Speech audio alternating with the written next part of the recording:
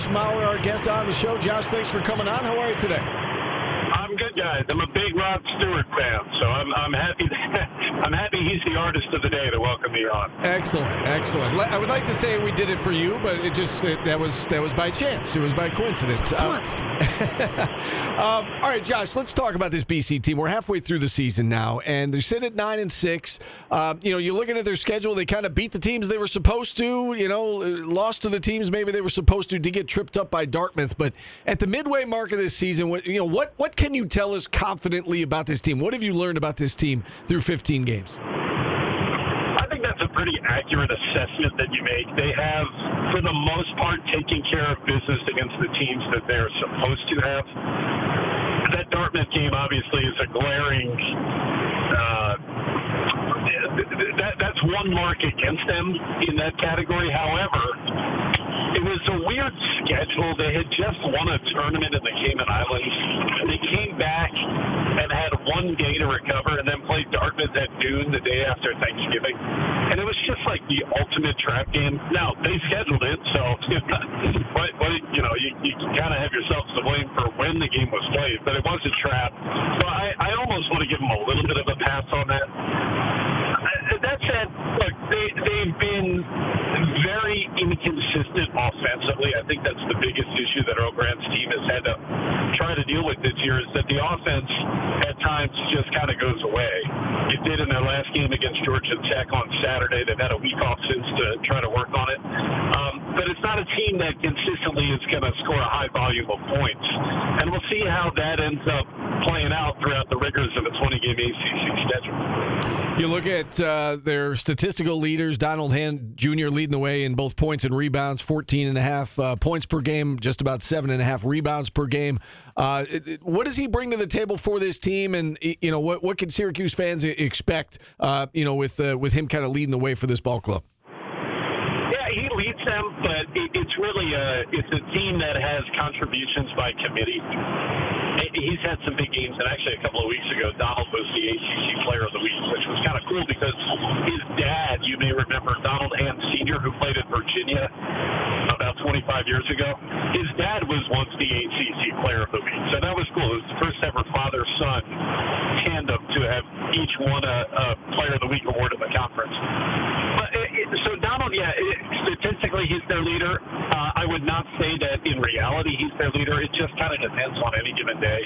This is a totally different roster than what Syracuse fans have seen for the last 3 years. The first 3 years that Earl Grant has been the coach. He's relied on the big man Quinton Post. He relied on the point guard Jaden Zachary. Well, Quinton Post is now playing for the Golden State Warriors, and Jaden Zachary is now playing for Clemson. He's the starting point guard for Brad Brownell. So it's just a big changing of the guard, and they've been trying to figure out what the identity of this current roster is this season. And I think, to be honest with you guys, that's still kind of a work in progress. Yeah, I mean, Syracuse fans can relate to that. So many different 8 different starting lineups for Adrian Autry this year as he's mixing and matching and kind of experimenting himself. All right, so we mentioned Donald Hand Jr. Who are some of the other guys that Syracuse fans should be watching out for tomorrow? I think Earl Grant would like to know that, too. He's got a transfer center who came from St. Bonaventure, a 5-year player named Chad Benning. He's had 3 very good scoring games in a row. He's an older guy, and I'm sure he'll be matched up against Eddie Lampkin tomorrow. It's just kind of take your pick, to be honest with you. You look at up and down the roster, outside of Donald Hand's scoring average, Chad Benning averages in double figures. Then there's a bunch of guys that are kind of anywhere between like 5 and 7 points a game. So it's been an interchangeable team thus far. There's a player who starts on the front line next to Benning named Elijah Strong. He's a sophomore who hardly played at all last year, but he's one of the very few returners they have from that team that went into the second round of the NIT. Elijah's had a few good games here and there, and he'll give you double-digit scoring every once in a while. It's a team that has a lot of different guys that can contribute but have not consistently done so, and I think that's a big reason why they've won the games they're supposed to win, but they haven't really knocked off anybody that you would say, wow, that was impressive. Yeah, and again, that kind of sounds a lot like Syracuse, right? What we've been talking about this season here. They've beaten they're coming off a win against Georgia Tech, but they've also lost a lot of games this year, and they're sitting right around 500. In your preparation for this game, Josh, I mean, what stands out to you about Syracuse, and when you're looking at the opponent's scouting report, what kind of stands out to you about this Orange squad? J.J. Starling stands out. I mean, that's like a sore thumb. He's the one that I'm sure every coach is going to have circled on the scouting report. And the fact that he's back and the fact that he's playing well coming back off of that hand injury, that's pretty impressive.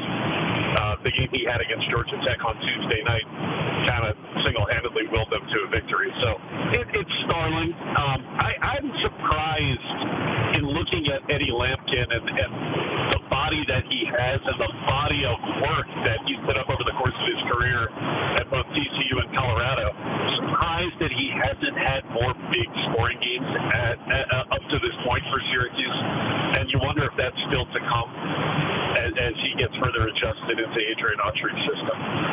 Those are the two guys that stick out most to me, and obviously when you're dealing with injury situations the way that the Orange have been dealing with, you don't know what they're going to look like in the end of the conference schedule when they are at full strength, hopefully, and they've had more time to gel with this team that's, as you said, kind of a rebuild process. All right, let's look ahead to tomorrow, and what does BC need to do to come out with a win, right? Because it seems like this is going to be a close game. You got two teams trying to figure themselves out. It's a home game for BC. From the Eagles' perspective, what do they need to do to come out with the W? They're going to have to play a great game. I mean, to be honest with you, you would think on paper it's a close game. There's very little that would surprise me tomorrow.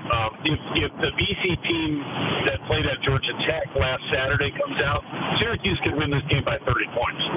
So I do think they're going to have to play a great game. The one thing to keep in mind for Boston College, when they've been beaten this year, they've been beaten by a lot of three-point shooting by its opponents. And over the last month or so, they've allowed teams to shoot almost 8% from three-point range, which is obviously an astronomical number. I look at Syracuse's three-point percentage this year, and they're right near the bottom of the ACC.